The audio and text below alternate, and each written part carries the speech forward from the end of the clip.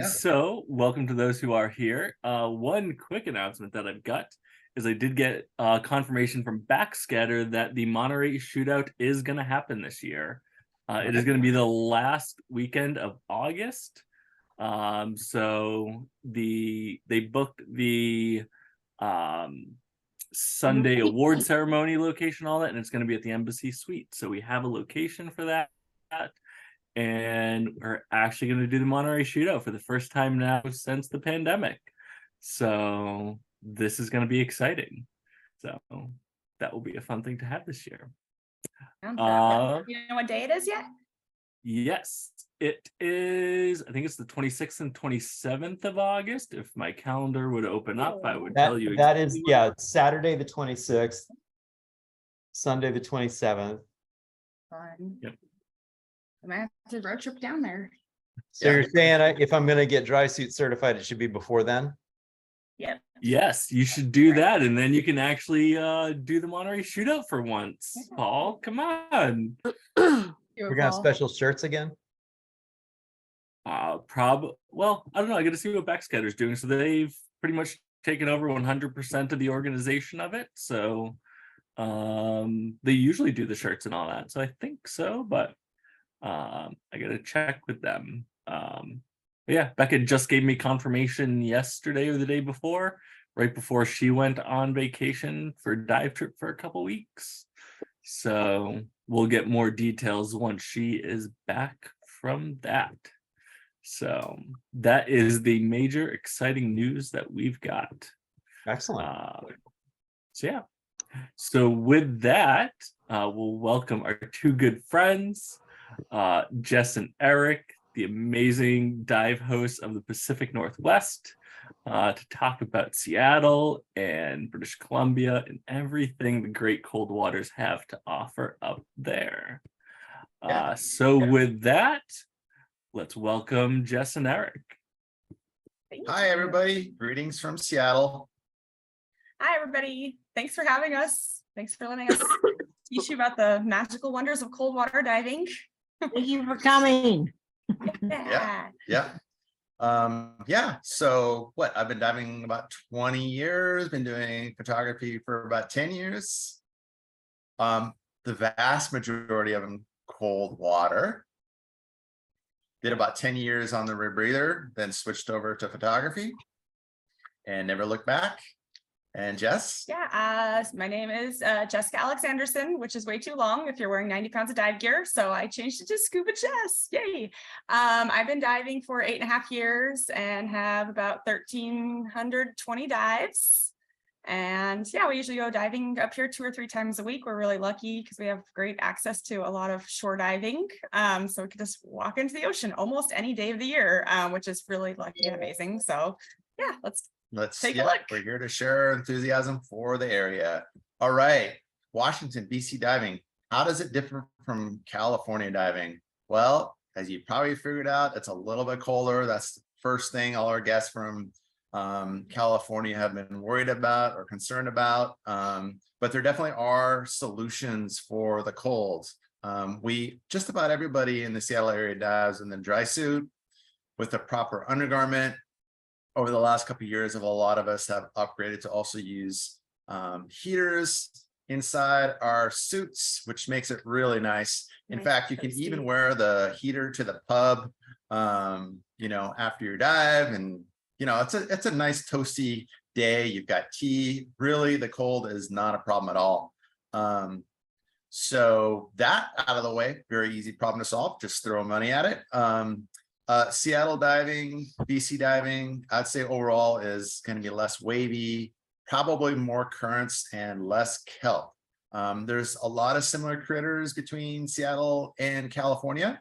However, there definitely are some differences, which you'll probably notice throughout the slideshow. Okay, let's take a look at some divers. There's Jess on the left.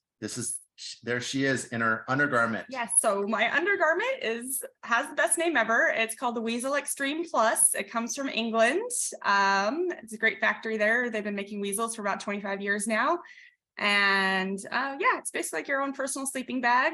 Yeah, so we're diving in a sleeping bag Very coated cozy. in a rubber suit with a heater in there. So keeps us nice and toasty. You can see even on the right. Yes, we do even dive when it snows. Not a problem. Even got heated gloves. So pretty cool stuff. So we actually host a lot of dives, Jess and I. We host mostly photographers. We host a weekly dive in the Seattle area at a dive site called Redondo. Plus, we also host a lot of dives at kind of more advanced sites throughout the state and up in BC.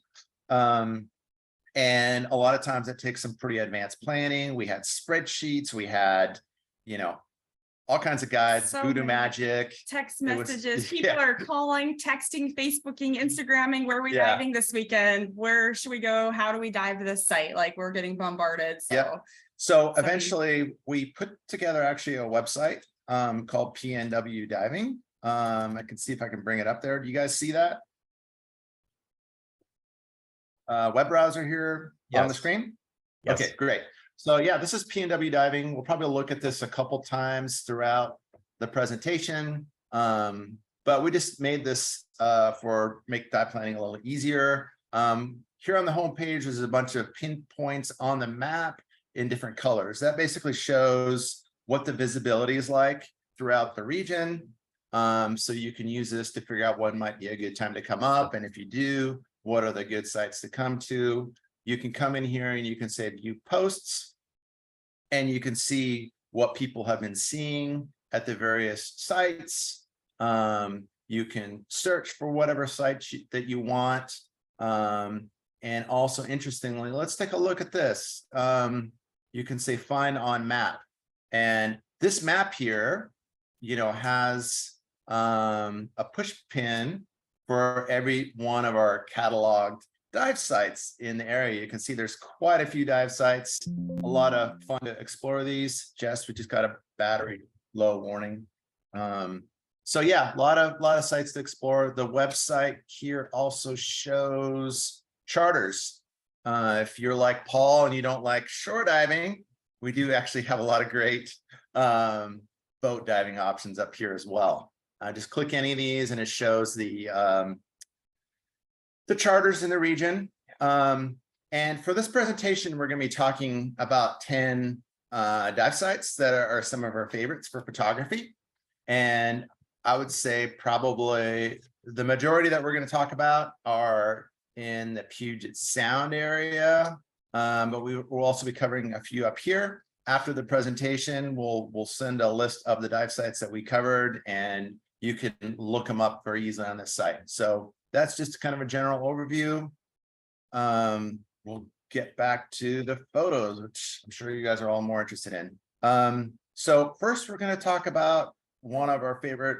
Oops, you guys are not fully seeing that, are you? Do you guys see? See a slide. Hold on. Yeah, it should be on the next slide now, though. That's kind of weird. Just give us a sec here. I'm not sure what happened. Somehow we lost the presentation mode.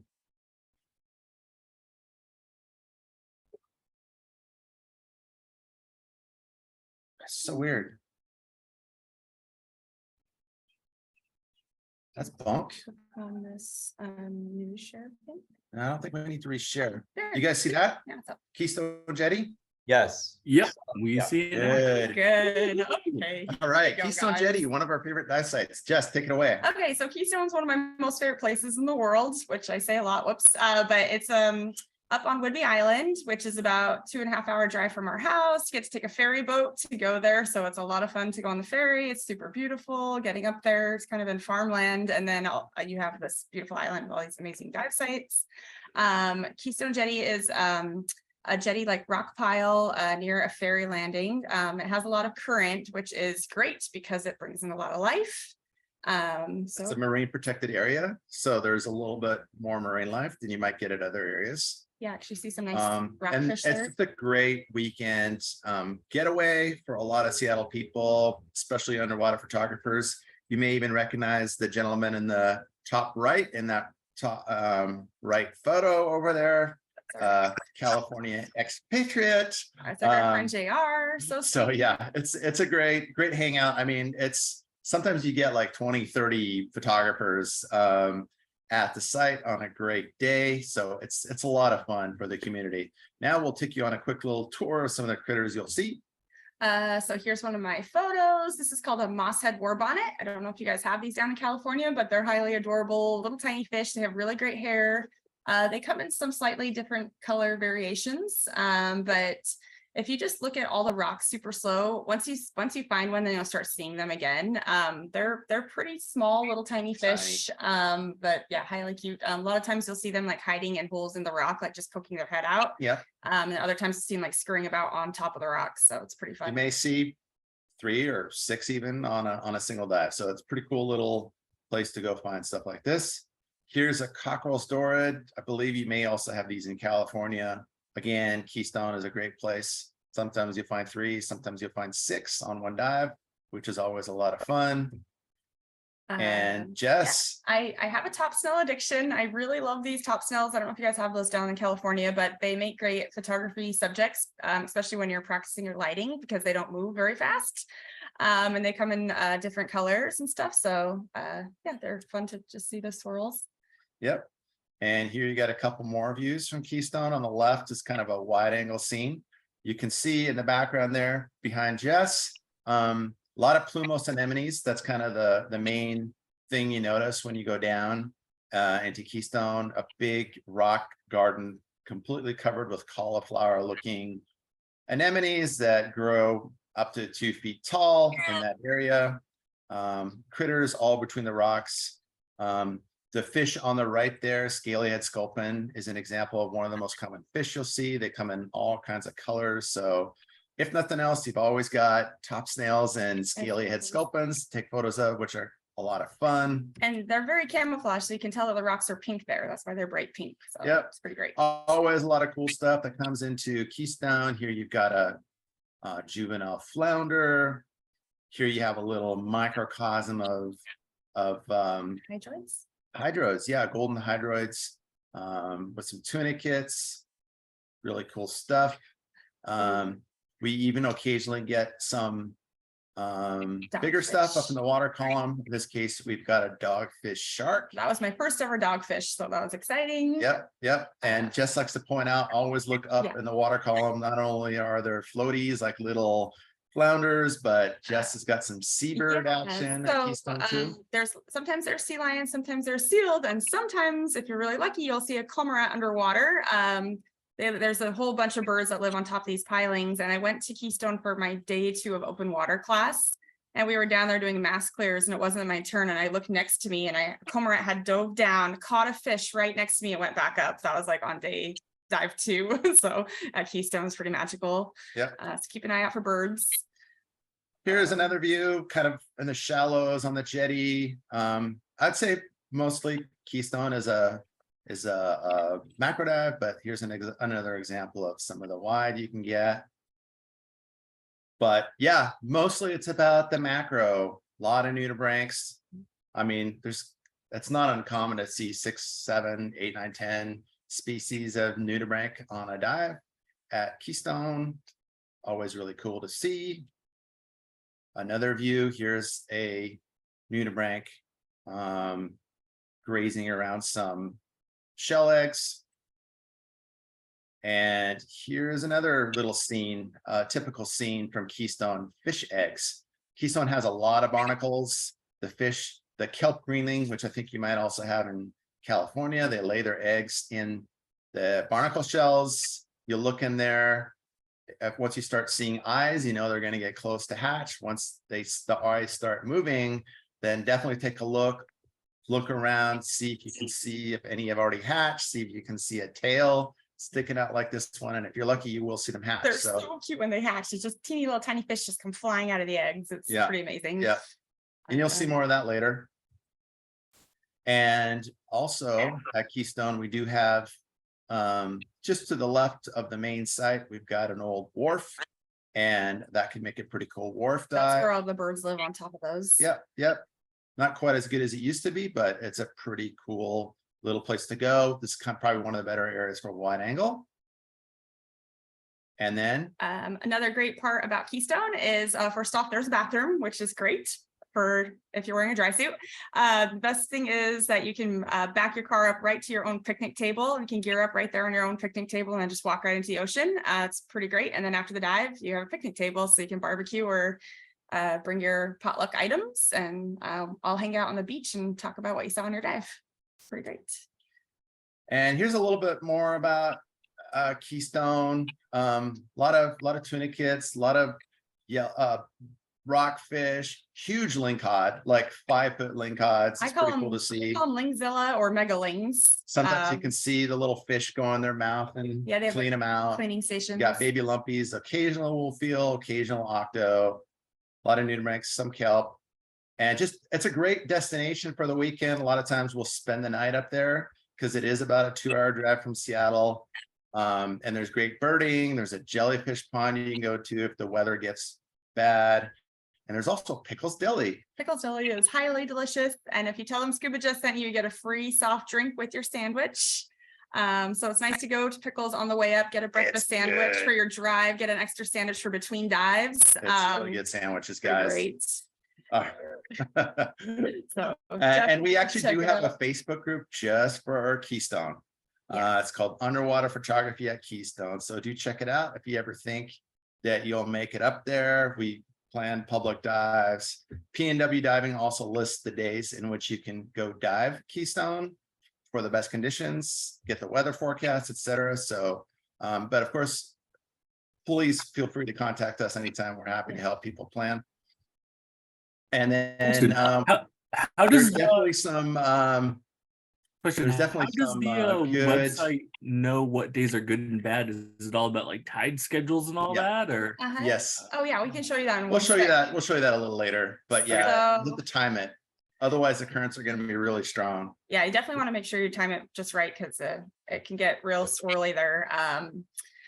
But last thing about Keystone, we wanted to tell you about one of the most famous fish in the Seattle area. His name was Fred. I named him Fred, and he lived.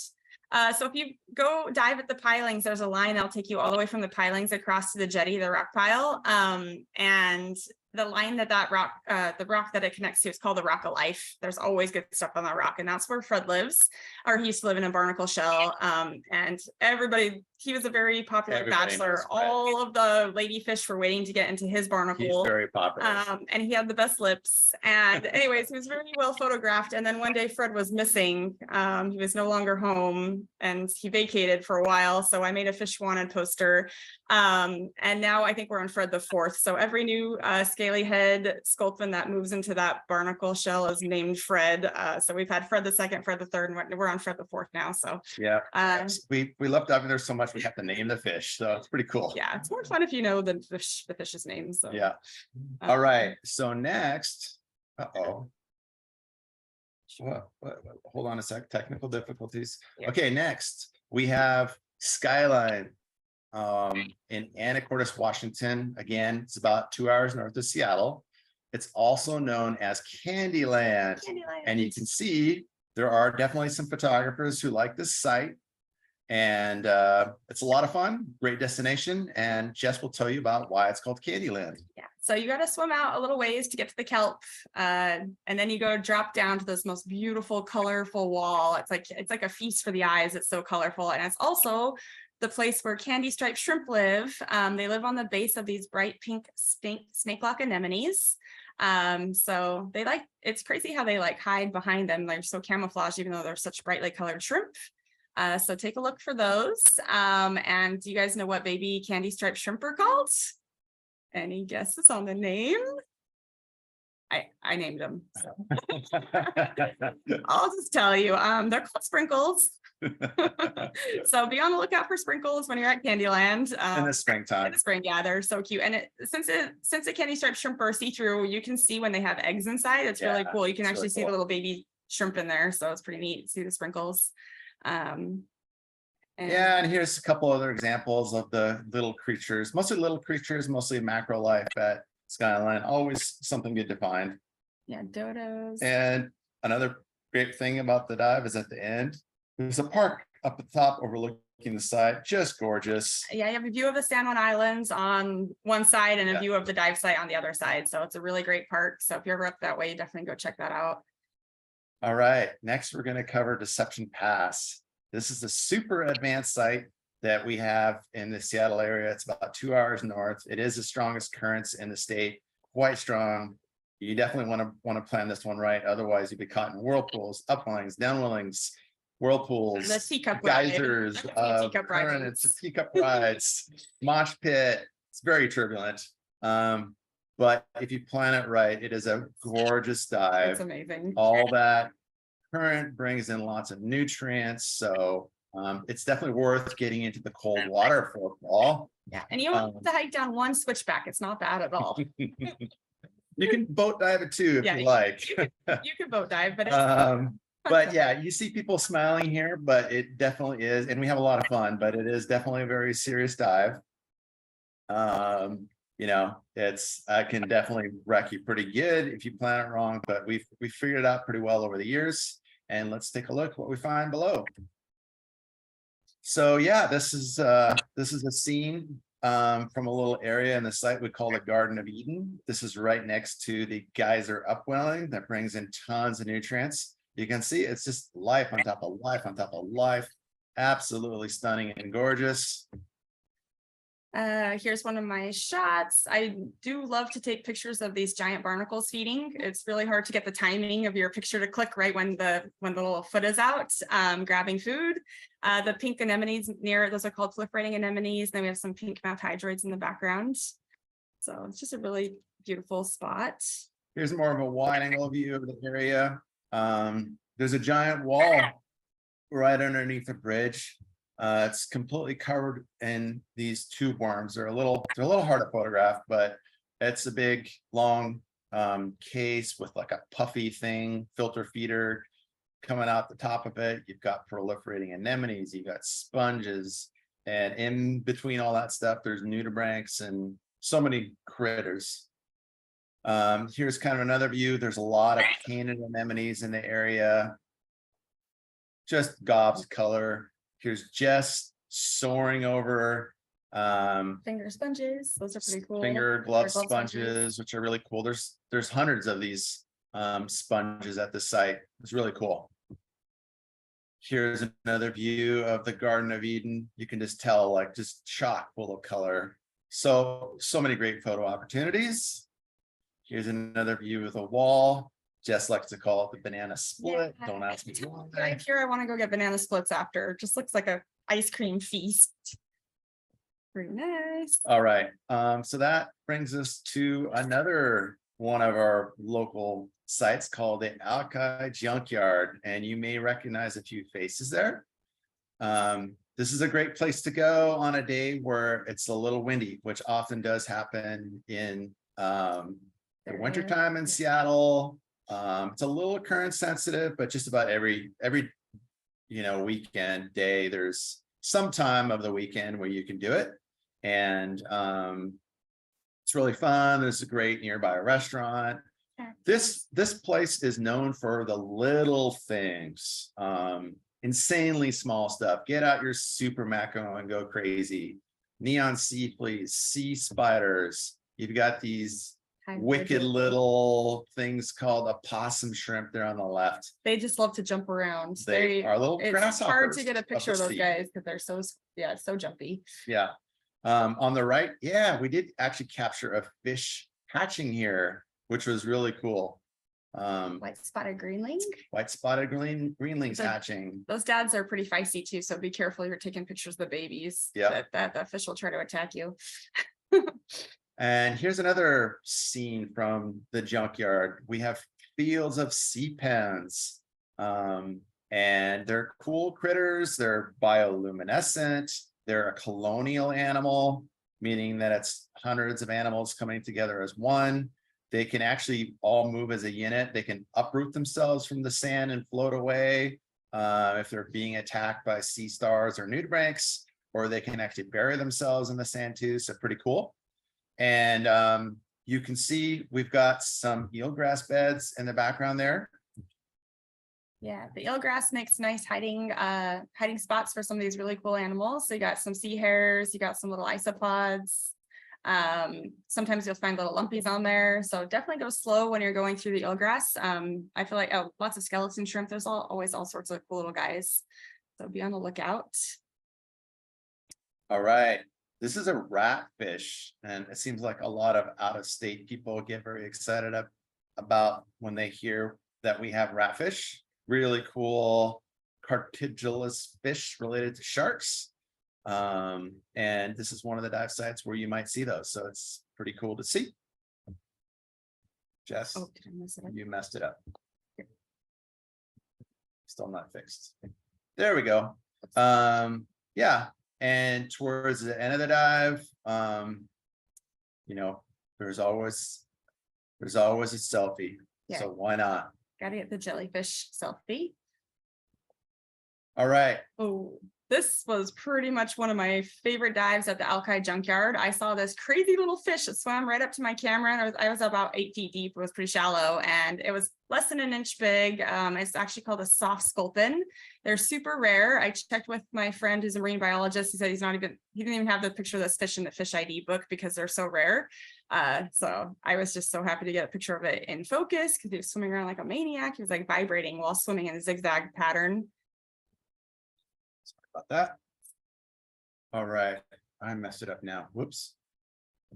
All right, now we're going to talk about another dive site. This is probably one of the most famous dive sites in Seattle, just because it's so easy and there's so much good stuff. It's a muck dive. It's a little, like, some people have actually even like compared it to Lembe or something. It's like a lot of little things, a lot of junk, a lot of muck, but some pretty awesome opportunities. It's also known as Lumpy Land. And Jess, you want to tell them all about the lumpies? We go to Redondo every Thursday night to see these little baby fish. They are pretty much the cutest fish in the ocean. They come in a variety of colors. They come in bright red, orange, yellow, if you're lucky, greenish blue. This guy was about the size of a little bit smaller than a quarter. They usually come out in the fall when it's pumpkin spice latte season. So if you see the PSL sign at Starbucks, that means Pacific Spiny Lumpsuckers are in town. So come on down to Redondo. Come on up to Come on up to our Redondo. We'll show you some. Yeah, and they have little suction cups on their base, so they like to stick to the rocks and the kelp. Usually you find them pretty shallow, sometimes like 4 feet of water, sometimes 10 feet, 20 feet. It's pretty fun. After the dive, we all come out, compare where we saw our lumpies. Yeah, there's, some people come up and say, yep, saw 12 lumpies on that dive. It's a lot of fun. Yeah. And they've got really cool textured skin. It turns out that their skin is actually made out of enamel.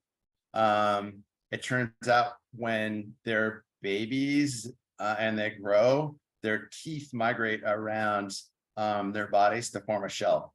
And cool. Yeah, we were diving last night. We saw some super tiny babies, probably like BB size, just like newborn hatchlings, and they don't even have any lumps yet. I call them smoothies because they're so smooth.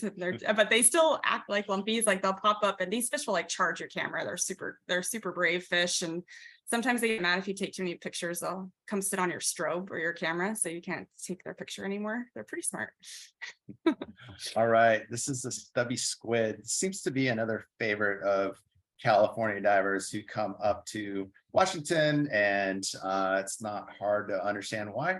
Really cool critters, really cool color changing abilities. They also kind of bury themselves in the silt, which makes a great video. Sometimes you can see them catching shrimp. They've got amazing blue skin that wraps them. So really cool photo subjects. And sometimes at the Alki junkyard where we just were, you see the babies there. They're like the size of a pea. They're just like tiny little squids. So be on the lookout. Redondo Beach is also famous for six-gill sharks. Six-gill sharks are an ancient species of shark that have been around since the time of the dinosaur. They're one of the largest species of shark in the world. Well beyond 12, 14 feet in some cases. They're the sharks that you see on like some deep sea submersible footage sometimes where they're like eating the whale carcasses. And for some reason, they come up to Seattle Not entirely sure why. Maybe they're chasing some salmon, or maybe the fishermen crab pots or whatever get them up. The most of them that we get in Seattle are about 5 to 7 feet long, but there's quite a few of them at Redondo, actually. Like there's a lot of sighting. I mean, you're gonna be lucky to see one, but it's not unheard of to see them. There's some divers who've gotten really lucky and have seen, multiple even on one dive. So it's pretty cool. Let me show you another feature on PNW diving here real quick. Do you guys see the website? Yes, we do. Okay, we're gonna look up Redondo.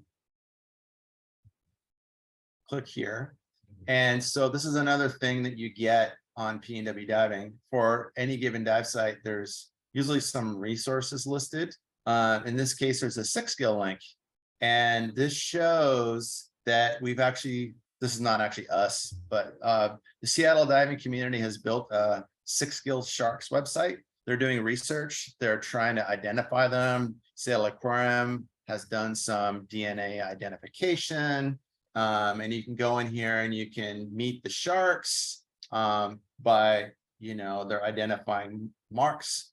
Jess actually found a shark and she got to name it. I got to see my very first ever 6-skill shark on my 8-year anniversary of diving. Shark came out to say congrats on 8 years, and it found me, which I think 6-skills are basically Bigfoot. I've heard about them for so many years, and I've looked for these sharks on so many dives, and I've never ever seen one. All of my other dive buddies have seen them 6-skill. So I finally am in the 6-skill club. And Eric is so awesome, got a picture of it for me, and we sent it to these shark guys, and my shark had not been named yet. So I got to name it Spock. So this is Spock, the 6-skill. I'm a big, huge Trekkie. So yes, so this is very nice, majestic shark, just swam right up to us at about 90 feet deep. Yeah. And we were right about to give up on this dive. Like we were doing zigzag patterns back and forth looking for sharks and nothing. And then all of a sudden she just swam right up to us. So you can see our 3 flashlights here. It's me and my 2 dive buddies, Jennifer and Valerie. And then Eric got the picture. And I say it was the size of a school bus. He says it was 5 feet. I'm not quite sure who was right. All right. Also on PNW diving, there's a link there to lumpies under Redondo. If you ever want to come up to Redondo and check out the lumpies, there's all sorts of information about where to find them, how to find them. Also a link on how to order your own lumpy t-shirt, which you gotta have. You gotta have a lumpy shirt. It's gonna be the lumpy club. Yep. And yeah, there's all kinds of good stuff on PNW diving for planning your dive. You can get the wind forecast, a micro forecast for any dive site.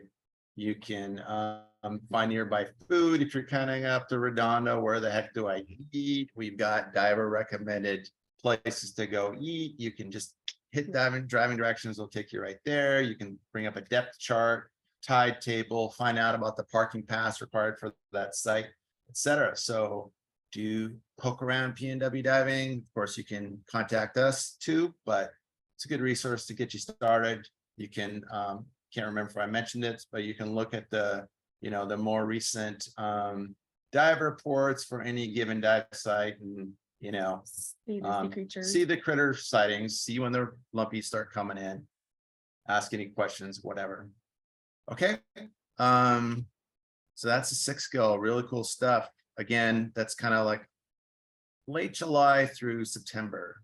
Yeah, they like to come out when the bad biz is in season. So yeah, it's really eerie. And then there's a shark right in front of you. And like, oh, cool. All right, octopus, lots of octopus at Redondo. I mean, it's not completely unheard of to see like 8 octos on one dive, mostly pretty small. Even more than that. A lot of them live in bottles. Really cool. Always a good subject. Yeah, Redondo has like a huge bottle filled with thousands of bottles out at about 70 feet deep. There used to be a pier out there that they took out, but I guess everybody threw their bottles off that pier. And so there's always like grunt sculpins, octos, stubby squid, all sorts of creatures that love those bottles. So definitely want to go down there. Yep. Lots of macro opportunities. This is a winged sea snail. Really cool stuff. This is a horn shrimp, incredibly ornate. This is pretty much like, they're really hard to find the first time, but once you kind of lock in on how to find them, they're pretty common at Redondo. So that's always a good subject. Another unicorn of the sea. Oh. Yeah, they truly are unicorns with their horns. You got squid that come in the winter. Sometimes you'll catch them with food in their mouth, like this one. Oh, these are the gummy bears or gummy fish. These are called gunnels, and they come in red, green, and orange. This family has a pet shrimp. I don't know if you can see their little On pet bottom shrimp. left there. But there's 3 rock piles down at Redondo called Bob's Reef. Our friend built these rock pile reefs back in the day, and the gunnels love them, and the seals also love that the gunnels are there. So I mean, sometimes you can find like 30 or more Yeah. stuffed in one crack. It's They're- amazing how dense they get. piles full of just little fish heads sticking out, and sometimes the seals will come bomb in there and try to get these guys. So it's pretty funny because you'll be like, is something following me? And you look back and there's like a seal right there. So another one of my favorite fish at Redondo. This is called a bay pipefish. I don't know if you guys have those in the Bay Area, but this guy was snorkeling or moon gazing on a night dive. He was up there looking at his reflection, so that was pretty cool. So always remember to look up and check the water column. You never know what you're going to find up there. Here's another really bad biz day, but see, you can still get a good shot on a bad day. This is on the there's a boat ramp right where we dive, and the pilings for the boat ramp. This guy was probably like in less than 5 feet of water, just hanging out. Bicolored nudibranch. I believe you may have these in California as well, but this is a common find at Redondo as well during the right time of the year. Always a good subject. This worm was super cool. There was this little pink worm swimming around in the water column all wiggly, and when I took a picture of him, I think my strobe scared him and he coiled up like a birthday cake and just fell to the bottom. So I got this cool picture of him. So anytime anybody has a birthday, I send them this photo. They get the worm cake. On the right, we've got a mysid riding a Shuttlecraft. No, some sort of green jelly. You know, you never know what you're going to see at Redondo. And this is one of those nights, all for some reason, out of the blue, there was lots of these riders on jellyfish. It was amazing. And, but this particular one was riding a green jellyfish, which I've never seen before. So it was very cool. And, you know, if you take your wide angle camera out to look for 6 gills and you get skunked, you can always take a selfie. Yes, there's a theme. All right. Another thing we do at Redondo is cleanup dives. Yeah. We have cleaned up so much trash out of Redondo, and We've taken out probably hundreds of pounds of garbage by now. We go probably once a month and do a cleanup dive. We usually go on the bad tide weekends when we can't go anywhere a little bit more exciting, and try to go at low tide and just get out as much garbage as we can find. There's so many shoes down there, so much plastic, golf balls, name it. just I'm everything. sure you have many dive sites in California that have the same issue, but if you haven't tried to clean up dive, it's a lot of fun. Give it a shot. We also put together at Redondo a photo challenge. They wouldn't let us call it shootout. I'm not sure why. Well, yeah, we couldn't call it the shootout. It's a photo challenge. But we had a lot of fun with Yeah. it. It was a good community bonding. We did it. We actually heard a lot of feedback from the Monterey shootout that is too short, and people, you know, 2 days make not rash enough for something. decisions sometimes or can't make it. So we decided just to make it 3 months. So I think it was a good choice. It worked out pretty well for us. We'll probably do the same thing again this year. And yeah, like we said, we go to Redondo just about every Thursday. We usually have between 5 to 20 divers, and we just, actually going to the pub afterwards is just as important as the dive itself. In the summertime, we will occasionally host over the top, super delicious, crazy good barbecues as well. So yeah, this super fun. night we had T-bone steak tacos. Some of our friends caught some crabs, boiled up the crabs Yeah. on the beach. I usually don't eat sea creatures, but that night I did try a taste of those crabs. They were actually pretty good. Good times. All right. Next, we have Campbell River, BC. This is one of our favorite areas up in BC. It's pretty easy to get to from Seattle. We can make a 3-day weekend out of it. We go with Abyssal Adventures. Earl here, super cool guy. He knows the currents, and there's a lot of currents up there. He will put you down right at the right time, pick you up, tell you exactly where you're going to come up, and everybody has a safe dive. Really, Really good times. Earl's the greatest. Kind of looks like Santa, and he is also magical. So we all love Earl.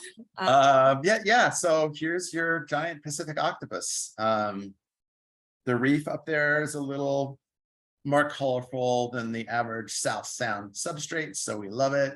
We don't normally get the strawberry anemones, and they got a lot of those up there. They got a lot of sponges, so it's good time.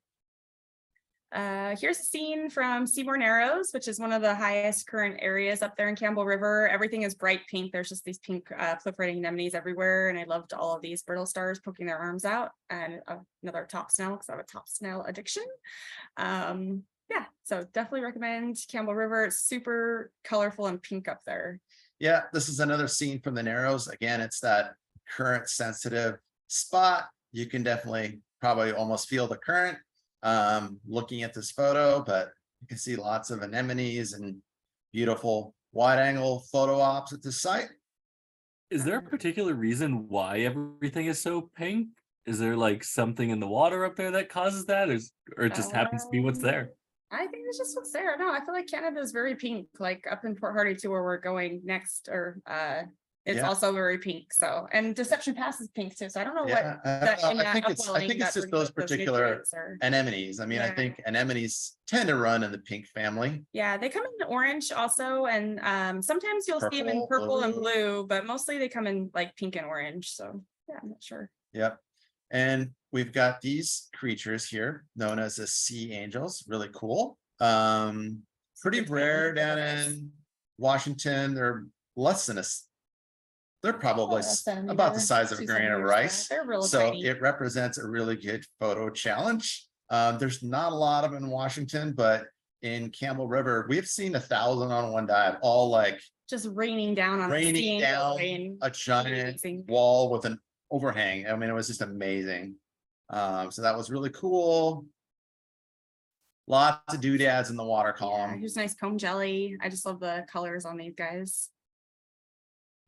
And here's another view of the Narrows. Great wide angle opportunity. I haven't seen very many starfish. They have died out really a lot up here. We got hit really hard with sea star wasting disease. Nowadays, if we find like 1 or 2 sea stars in our dive, we're happy. It's pretty few. I saw some sunflower stars last weekend. Oh yeah. So they're around. Sure. Are you getting the sea urchin barons? We do have some. Yeah, the sea urchins are definitely taking over. Condolences. I know, it's really sad. Yeah. Yeah. Yeah, a good percentage of sites, mostly in the shallows, have some sea urchin barons.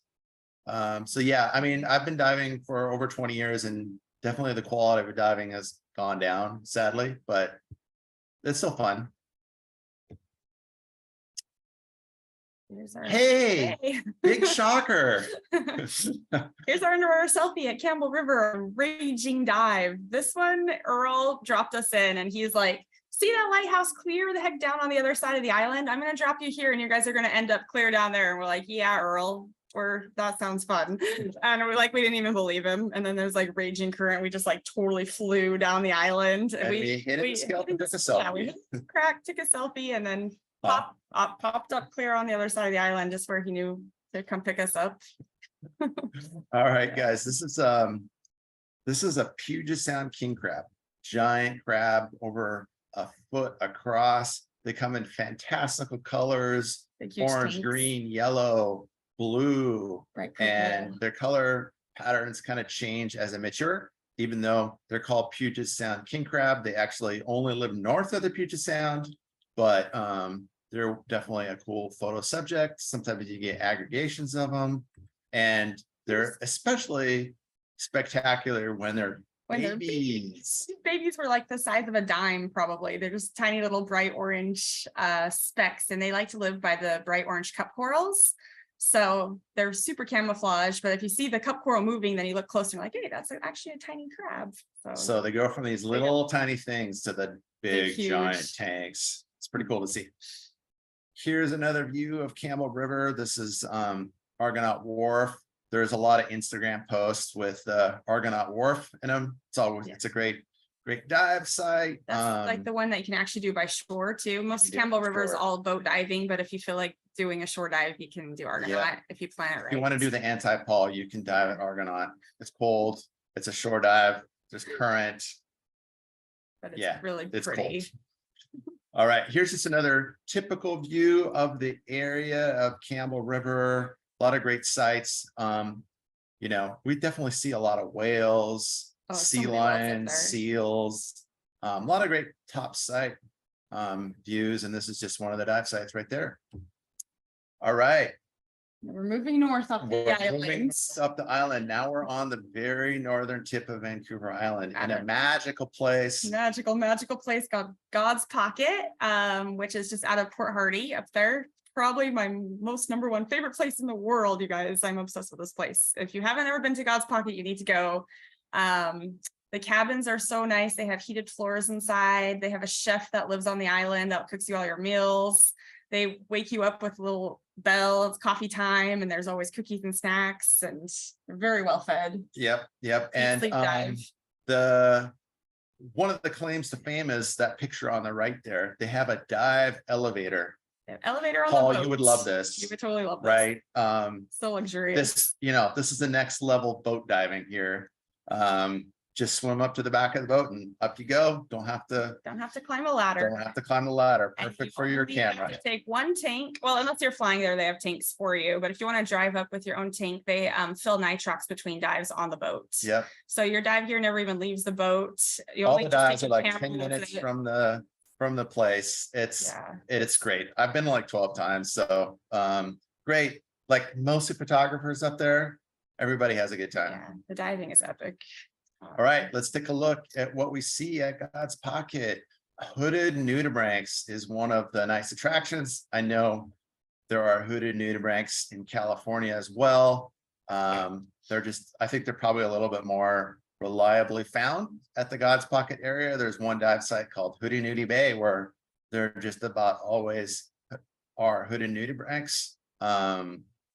So check that out. Great photo opportunities. You can actually even see hooded nudibranchs most of the time in the bay right outside of God's Pocket. So that's convenient. Here's another typical reef scene: red soft coral, white plumose, kelp, sea stars. There's your sea star. So yeah, really cool reefs up there. Usually really good viz. Usually there's at least 60-foot At least viz. 60. I went once with 100-foot viz. The one time Eric couldn't come with me with this wide angle, and I was on macro and I had like 100-foot viz. I'm like, oh my gosh, guys, it was amazing. Blue water too. It was blue. And what's this, Jess? This is the unicorn of the sea, you guys, aka Rocky, aka the rock greenling. And if you ever see Rocky, which is a super rare fish, you have to give the unicorn sign. That's the sign for Rocky underwater. So everybody knows shark, but Rocky is unicorn. Yeah. And these bright, colorful fish are It beautiful. took us, like, part of the reason why we call it unicorn is it took us so many years to find one. I mean, I had been searching for these for so many years. They're so striking. Of course, you got to get a photo of one of these. Cannot find. Had so many dives at God's Pocket and many other places looking for them. It turns out, even though they're like strikingly colorful in the photo, they're like super camouflaged, like crazy. And we'll talk more about that. But like, I have shown rock greenlings to my dive buddies, pointed at right at them. Like basically and touching the fish. they're And like- they're like, I don't see it. They're like, what? What are you talking about? I don't see a fish. Shine your light on there. It's like, oh my gosh. So they're really cool. super, super cool. Here's another view. He almost threw this picture away, you guys, just in case you're Here's wondering. another view of the kelp canopy I didn't follow at him. God's Pocket. Gotta love it. Oh, here's another top snell, just because I just love them. Up at God's Pocket, they have brooding anemones, which are another one of my favorite kind of anemones. I called this picture the Big Bang. It just kind of looks like an explosion in space or something. Thought it was kind of cool. Those brooding anemones live on the kelp stalks. So when you're on your safety stop, definitely take extra time to do the shallows because there's so much amazing stuff shallow. Yeah, check it out. Here's a nudibranch I saw. This was on a dive with Brandon Cole, which was super exciting. But yeah, all sorts of amazing nudibranchs up there. And here we have another look at More hooded nudies. Woody Delicious. Nudie Bay. Delicious feast. I mean, the whole bay is filled with scenes like this. I mean, it's just wide angle heaven. And there's some great macro there too. So a little bit of something for everybody. And this is like the checkout dive for God's Pocket usually. So although people usually request to go back because it's so cool.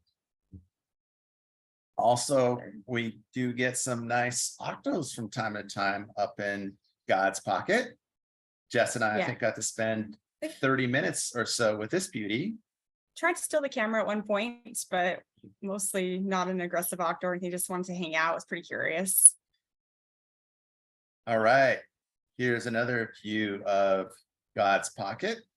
Nice layers of kelp and soft coral. And if you dive up there and see this red soft coral, look super close at on them. Sometimes you'll see little tiny white sea spiders.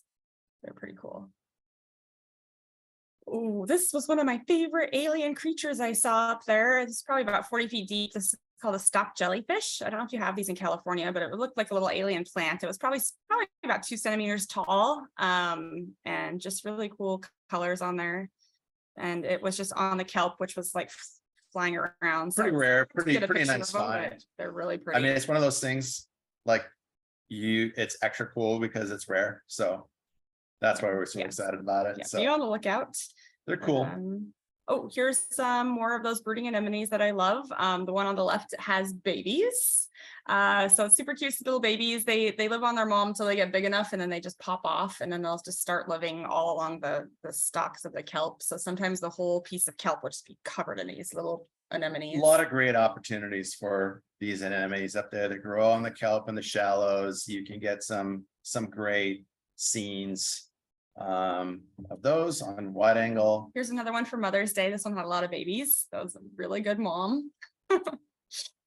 You got Ready? your decorated war bonnet. Do you guys have which- those in California? I don't know if you have decorators. Anyways, they're cool We fish. we do have some war bonnets here. Yeah, they have the best hair. I feel like they're always looking They've really got cool. great hair. I've never seen one. They are kind of like the unicorn down here. Oh, that you Yeah, find they're pretty online. elusive even up.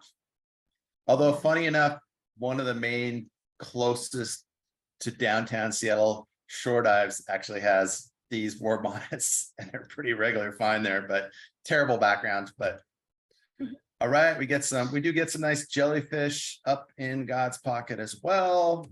In fact, here's a jellyfish I shot in God's Pocket Bay. So nice opportunities.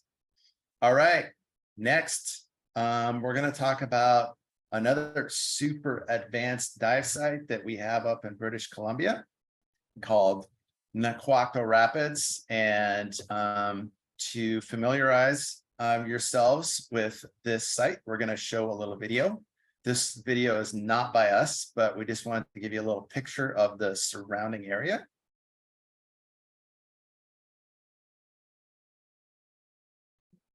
Hopefully it'll play. Oh. I'm not sure if you guys get audio of it. Yep, we got audio. Okay. So anyways, here's the area of the dive site. You can see there's a little bit of current here. There's 2 giant channels that go way deep into mainland BC that all empty out through this little channel. And you can see this little island right there. That's the dive site. And so, yeah, you gotta be. The island is nicknamed Diving in a river. Island. What's that? You're diving in a river. It's crazy. Yeah, pretty this is much. a swimming pool instead of swirl pools, and the tiny island's called Trumbull Island because the whole island shakes when it's running this fast. Yeah, so obviously this is not the time to dive it. That's in this for this video, but all dives are quite intense here at the site. You know, there's really only a small handful of times a year when the moon and the sun align so that the exchange is minimal, and even on those days you drive up to it, you know, 30 minutes before your dive starts and there's whirlpools within whirlpools, and you go in and you go with a good operator, and you know, it can be a safe dive. You definitely have to have your crap together. Definitely know what we're doing. And you gotta follow the boat operator's instructions to the T. But if you do, it can be a safe dive and you will be rewarded, and we will show you some of the scenes next. Let's see if I can move that to the next one. You guys see the photo now? Okay. Yes. So these red things, those are gooseneck barnacles. And I do believe that you have gooseneck barnacles on the California coastline. These are a little bit bigger. These are a little bit redder. Absolutely striking alien landscapes. And what makes them different here is that they grow a lot deeper. And, you know, normally gooseneck barnacles, they live in wave action, which brings them the nutrients that they need. Here, they live on current blasting through the dive site action. And because they can live deeper. This was like 30 feet deep. This is 30 feet deep. They, you know, they'll grow down to 70 or whatever. And because they live a little deeper, they don't need sunscreen. They lost some of their black pigment, so they're extra strikingly beautiful. There's fields of them. And here's another view. Nice big fields, completely gorgeous. You only have 20 to 30 minutes to get your shots, but it's a good time. Jess provides some nice close-ups of the area. It reminded me of like pottery or something, and everyone had like different decorations on it. It was really neat, and the light just reflected differently on them. They kind of look like paintings or something. Just really cool. They're also aliens. They're total aliens. Here's the super close up. If you've ever wanted to know what an alien looked like, here he is trying to eat us. But yeah, they're pretty cool. Like amazing alien critters. I just love them. All right. And then, yeah, it's a big deal diving Naquaco Rapids. It's a major bucket list dive for divers in the area. Unfortunately, there's not really any charters that go there anymore. We used to have liveaboards up in BC, but government rules made it impossible to do that anymore. But yeah, there's a big rite of passage. You dive in Naquaco Rapids and maybe put a sign up with your name. Yeah, we actually got to go there like 2 months in a row. So the first time we got there and we saw these signs on the trees. And so when I got home, I asked one of my other dive buddies, he's a welder, and he made me this sign that said Scuba Jess and friends were here. So when we went back the next month, my crazy friend from Ireland climbed up this tree on this insane island in his dry suit and hung my sign up on a tree. So so if you ever want to see the sign, you got to go up there. It's pretty amazing. All right, next site is Now we're Stunned Rock back in Washington. Hood Canal. This is a site that we definitely recommend out-of-towners go to. Yeah, there's like no current here. No It's current, opposite of Naquaco. barely any waves, and pretty much guaranteed octopus sightings, pretty much guaranteed wolffield sightings. So people love that. And people also call it Squatland. Jess calls it Squatland. She's got a nickname for everything, and you'll find out soon enough. But anyways, here's a couple scenes of wolffields. It's not uncommon to see 5 to 10, even more wolffields. I saw 19 once on one dive, 19 wolffields. That was pretty crazy.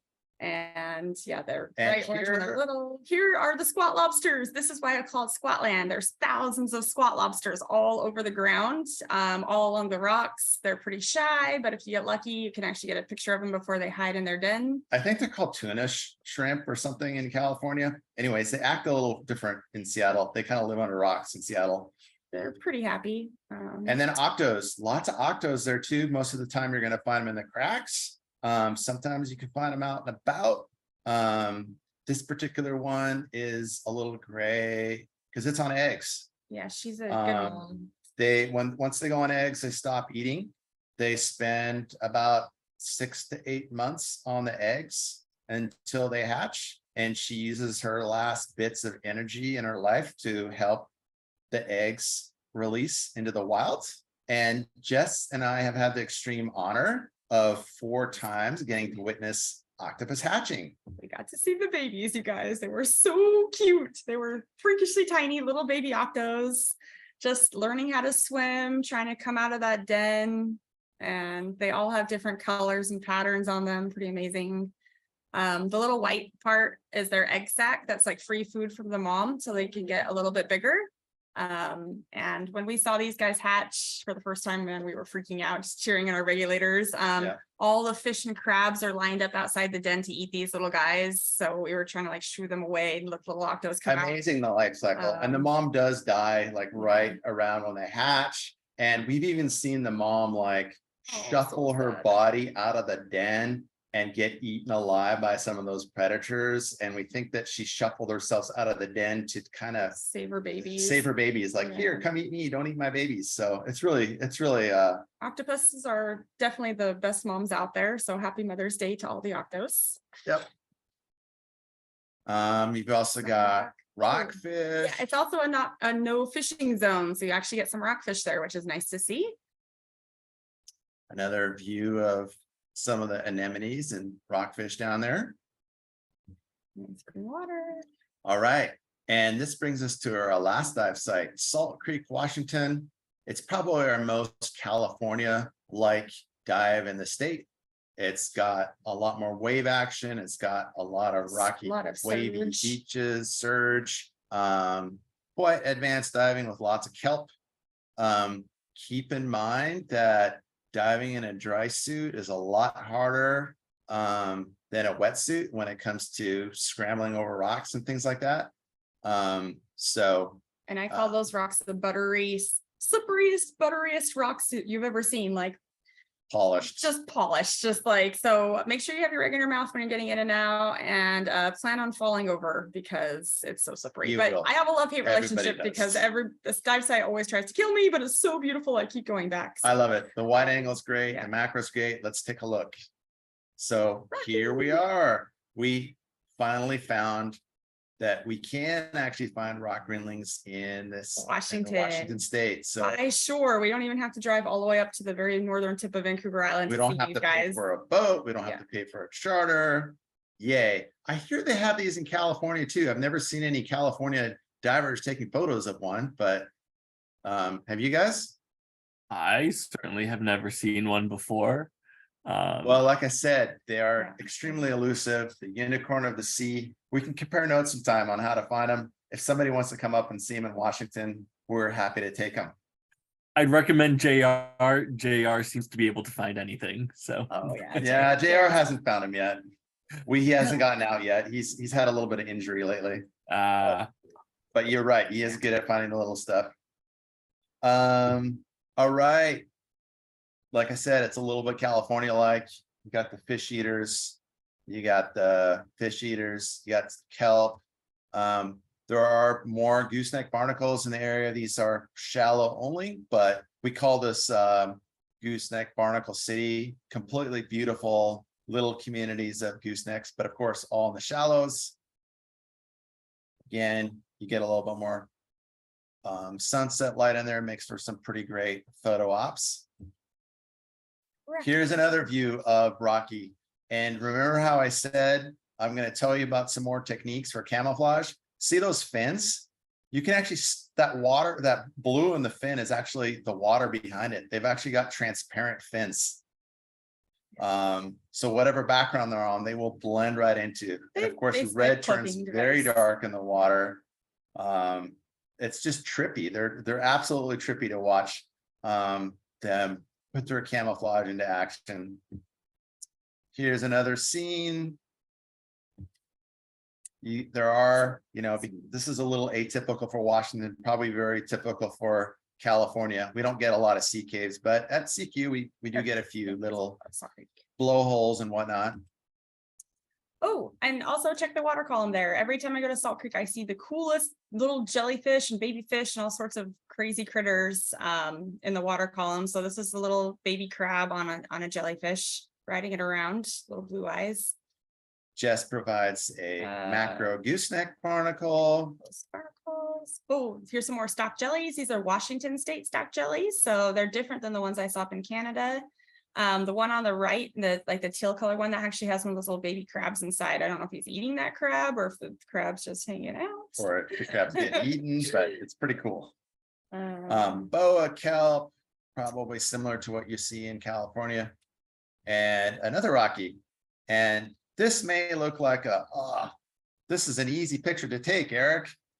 Jess, Yeah, no, is that true? This is not. This was insane surge. I was here with Rocky, and then 2 seconds later, I was probably 20 feet away, just like the It's a surge just freaking flew. Washing machine on a crack. And so if you ever go to this dive site, I take 2 seasick pills before I get in because that's how much surge there is. Even on a very calm day when there's 0 waves, there's still surge. It's insane. But yeah, and Yep. and this dive too, I think Rocky had eggs in that green grass, and so I was able to get a picture of the eggs, like one snap and then fly away, and then hope the surge takes you back that way and take another snap and then fly over there. But So yeah, fun pretty cool. site. Pretty fun. And that brings us to the end of our 10 dives. And here they are for a recap. Feel free to ask any questions. You can always refer to pnwdiving.com for further reference material. Happy to show anybody around or connect you with, various Instagram people or whatever. And there's definitely a lot of other shore dive opportunities up here, but these are just some of our favorites. So Yep. James, did you have a question? Oh, I just thought it was a great presentation. And Thank you. yeah, I've done a little bit of Alaska diving and stuff, but Oh, cool. you showed some really cool species that I'd like to go see. Yeah. Yeah, Cool. Come on up. Come on up. We'll take you around. Okay. Yeah, On that's my great. bucket list for a long time. One thing I didn't see, I heard that you've got like giant green anemones that are like truck tires up there. Is that Oh, true? the surf anemones? Yeah, Uh, toothpaste guys, the minty guys. Wait, so say that again, giant Gi- anemones? Giant green The anemones? giant green surf anemones. We have those. I mean- Not the little ones, the big ones. We have those. That's all. I mean, the biggest ones we have, they're no bigger than California. Oh. We've got, sorry, again, I don't think I've brought it up right, but we saw, There are a few these, in there, yeah, they're like a foot across. They're the same ones they have in California. okay. Yeah, we have some green ones too. The green ones don't get that Yeah, big. they're not as big, but they're really pretty. Okay. Yeah, Yeah, a lot of things you showed the wolf eels, and it's very rare now that I see them anymore, but I know up there still seem to have a lot. yeah. It's weird how we got like just some dive sites that just have a lot of them for some reason. Same with octas. But then you may go 40 miles away and you won't see any. So there's some definite hotspots. They like certain areas to live in, like the Alki junkyard has some old pipes and stuff. And usually we can always find a wolf hill down there. So just totally depends on just where to look, but we usually know where wolf hills are hanging out. So if you Yeah, wanna if you come want up, to we see can wolf show you. hills Or for sure, we can definitely find wolf hills for anybody who wants to see them. Good. And yeah, here's some of our social media contacts. I think we're also on Facebook. PNW Diving has its little feed too. And Jess actually has a book that she wanted to mention real quick. Yeah, I know it's probably talking a lot, but anyways, I helped write a kid's book called The Girl Who Recycled 1 Million Cans, which you can see on the screen, I guess, better than my camera. But we're teaching little kids about recycling because I see so much garbage in the ocean. So I figured I wanted to help do something about it. And if we could teach little kids at a very young age that, hey, if you have the choice between plastic or metal, get the aluminum can, and you can actually cash them in. A lot of people don't realize that you can take all of your metal to a scrapyard and get paid for it. Yeah, so that's what I'm doing now. So if you have any kids in your life, let me know if you need info on how to get my book for that. And we also have free coloring pages and worksheets and stuff. So yeah, thanks guys. Yeah. Actually, I'll show you one more thing too on, Oh yeah, sure. unless there's other questions. Great fiction. You guys see the web browser? Yeah, Okay, a couple things here on here. You can go to galleries and you can see a bunch of our local photographers have all registered here. A lot of them are on Instagram and you may have already found them. But some of them, are on different platforms or whatever. Might be interesting to check out. And then also, we do have a dive premier site planning calendar on here. So definitely, you know, for especially the sites that we mentioned today, a lot of them are very current sensitive. So what we do is we list kind of the triple, what I would call AAA dive sites in the Seattle area. And we say when you can dive them on a given day or maybe not. And, you know, you can actually click on here and you can see, you know, all the good upcoming dates. Let's say you want to come on a Saturday and a Sunday. You can see kind of what the upcoming schedule is. The green is going to be your best day. So you can use that for your planning as well. So check that out. Any other questions, ideas? Charters? Oh yeah, show them that. Oh, okay. Yep. Any other questions? I'm just absolutely like blown away and want to come back up because with all the camera problems that I had when I was up there with you guys earlier Yeah. this year, now my camera stuff is figured out. Yeah. So I need to get back up there, and this just has me absolutely ecstatic to like come back up because there's just so much cool stuff up there. Yeah. Yeah. Yeah. Would love to have you. It was a great time last time. Paul, so what do you think? Are you gonna get your dry suit certification and come up with me? Yeah, do you want to come dive with us? I love your pictures. How do you feel about T-bone steak tacos? Come on. You can just come up and barbecue with us. We'll dive. You can be shore support. You can lug our cameras. Excellent. I love that. No, it is spectacular. The drone footage of the rapid site was just mind-bending. I mean, that just seems insane. Isn't that crazy? Yeah. Eric's like, we were planning that dive for probably like, we were supposed to go right before COVID happened, and then Canada closed for years. So like when we finally got to go, I was like watching all these videos and I'm like, why are we going here again? Like, By why the are we way, gonna die? that's actually the But, second. That's actually the second fastest current in the world, yeah. or at least in the northern hemisphere. And we just a month ago went to one that was even faster. Yeah, we went to the #1 fastest also in Canada called Skookumchuck Rapids. But I still think Naquacto was more More definitely dramatic. intense and dramatic because it's that Much more tiny little island dramatic. and it's like in the middle of nowhere. So remote. Skookumchuck is also remote, but it's not as remote. It's not as intimidating because you yeah. can have like a 40-minute or an hour dive there a lot easier. The clock is just so short-lived. So they're like, you get 10 minutes, maybe 20 minutes. And I'm like, oh my gosh, There's like a I was like giant staring at my island computer the right whole at the beginning time. of the site. Yeah, It's intimidating, but it's really cool. it was super pretty. So for that site, you can only dive it like a very small number of days, right? Yeah.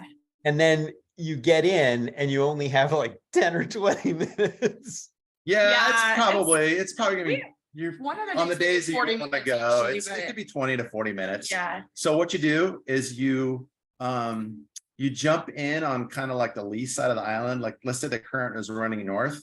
You'll jump in on the north side of the island where it's protected a little bit. Once it kind of slows down enough, and then you kind of peek yourself around the corner and see if the current is slowed down enough in which you can go into the channel. And then you do, and you maybe got 20 minutes, whatever the operator tells you, you can spend in that channel, and then you got to get your butt out of there and you come out on the other side of the island. And then you'll be in the lee when you know it's turned. And you get picked up by a boat or you're Yeah. Yes. Yeah, definitely by boat. Yeah. And Brandon Cole said he actually went water skiing there once, just by like he tied himself to a rope with the water skis and he water skied off the island, like not by a boat, just with the rapids. Yeah. Crazy. yeah. Good Pretty times. cool. Yeah. Yeah. I filmed my friend, my craziest friend from Ireland. He's a rugby player, and I was not expecting him to grab my sign and just climb the tree with it. Like we were just gonna put it at the very bottom of one of the trees because Eric's pretty tall. I'm like, you could just stick it at the bottom.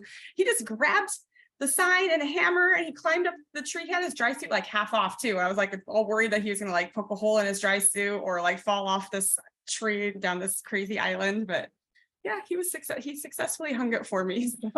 So crazy Irish. But yeah, it was an amazing place. I definitely highly recommend it if you get a chance to go there. Yeah. And you know, the whole northern Vancouver Island areas is so amazing. Like So pretty. we see like Oh, humpback whales. humpback We have whales and bait balls. Circling the boat. We were You see actually the in the water birds with diving into the those. bait balls, and it's just real remote out there. It's just so nice. So pretty. It's a different kind of experience than, Cozumel where there's 30 dive boats, Like you're the only humans not out that there, there's so anything wrong with yeah. Cozumel, but Different. I'd It's say the different diving. nature is a little different up there. Hi, do you have a underwater video of the rapids? We do not, we no. don't really do We just do video, but I photography, think some but- of our friends, you can probably search YouTube. We can find you a video if you want. I haven't seen any like super commercial quality video of it. There's like kind of like some GoPro footage. maybe, or GoPro footage of something. it you can find. I'm at an art show, so I couldn't hear your soundtrack, but what do you see in the rapids? Is it just smooth rocks and turbulent water, but air Oh, bubbles? It was all those red-lipped gooseneck barnacles. The whole entire island is basically covered in those and in those tube worms that you see at Deception Pass. There's actually a lot of those tube worms. Yeah, this is These things. these red-lipped gooseneck barnacles. The whole island is just covered in those. So this is the bulk of the site is going to be these. As you get into the lee, I would say there's a greater variety of marine life. Like there's so much current. I mean, it's basically like sandblasting, once that's on max flood, max ebb. And so there's not that much that can grow there. These guys are used to living in the pounding waves. So these guys They're can really live there. strong. As you get around the corner where, maybe the water only hits it half the time and there's some crags in the rocks, then you can get, stuff that grows at Deception Pass up in Washington. Oh. A lot of the similar stuff as that. And the one lady that was there diving on the other boat. You guys may know her. Janet, do you know the marine detective? Wait, not Janet. No. Janet? No. It's Why can't I think of her name right now? The marine detective. The marine She's so amazing. detective. She's so amazing. But anyway, she saw a red lumpy on a gooseneck barnacle when she was there. And so she's can you like, imagine that little like- lumpy living in all that current? Have you have you dove, living on one of these? Juneau or north of Juneau, Alaska? Do we know it? No, have What's you the question? dove? Have you dove Oh, Alaska north of? Juneau? No, this is the farthest north we've been is Port Hardy area. Haven't been up past that yet. But how is Alaska compared to this? I don't know. I was going to ask you. Oh, yeah. No, we don't know. Yeah. Don't wanna go I down haven't heard a lot of great things about Alaska. I'm sure that they've got pockets of good stuff. In fact, when there were liveaboards in the BC, a lot of times the liveaboards would go as far north as Alaska, but you pretty much need to be on a liveaboard and it needs to be in like September to go up there. There's really no operators up there. Like you can't just go on a day boat. You could go on a day boat, but it would probably be a fisherman and they don't know where the best dive spots are. So Actually, I did some kelp diving in the Prince William Sound for yeah, herring eggs, and it was pretty boring. yeah. There's a lot of But bays up yeah. there. That's been my experience. I mean, I've seen some photos that are kind of cool, but I don't think that there's like a lot of like amazing destinations up there. There was one, there was a couple years where they were running salmon sharks yeah. diving up there. Which were pretty cool creatures to see because they look a lot like great whites. But I think the diving pretty much sucked outside of the salmon sharks. But we do have some friends who live up in Alaska. We could get a hold of them for you if you want. But so far, I haven't- That's okay, but I think the university has a marine research station in Dutch Harbor, also known as Unalaska, out in the Yeah. Aleutian Islands, and I think the diving might be good out there.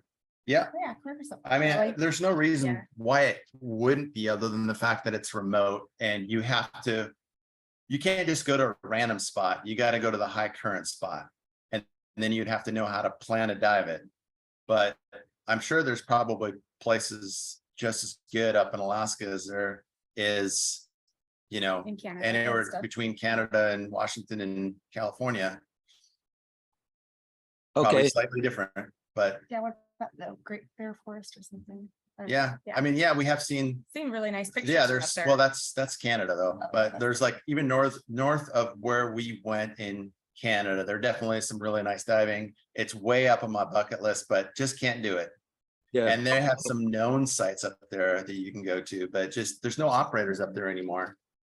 okay, well, thank you. My Yep, Yeah. meeting's ending, so I gotta leave. yep. All right, Have a good day. you guys have to do your See you, photo Jen. judging now, right?